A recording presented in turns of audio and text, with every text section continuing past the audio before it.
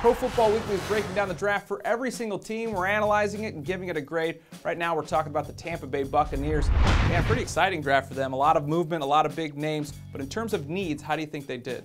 Thought they did an outstanding job, really from top to bottom. They had some glaring deficiencies going into this draft with their first 3 picks. I think they found guys that filled needs and are also going to be starters from day one for them.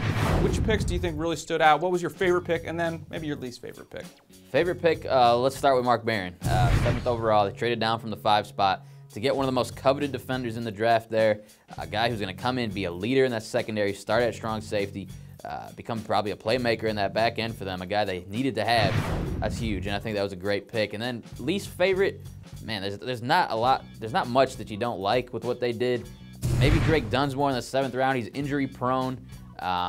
Maybe not a guy who makes a big impact, but other than that, it's really hard to argue with what the Bucs general manager Mark Dominic did. If your worst pick is coming in late in the 7th round, I think you're having a pretty good draft overall. I love that Lavonte David pick as well in the 2nd round. So if you had to give it a grade, what do you give it?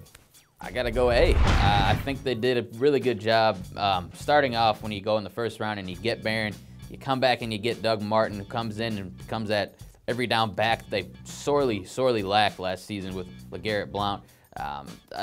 You mentioned Lavonte David. This was an outstanding draft for Mark Dominic with his first season now with Greg Schiano as head coach. You can see his influence, I think, too, in the draft room with what they ended up with a couple West Virginia guys he's played against at Rutgers, joining the Bucs now. I think the Bucs needed a change of momentum after last year. It went downhill so quickly. They had a big free agency, new coach coming in, and now a great draft. Things really looking up, I think, for the Tampa Bay Buccaneers. We'll break down the drafts for every single team. You can just check us out at ProFootballWeekly.com.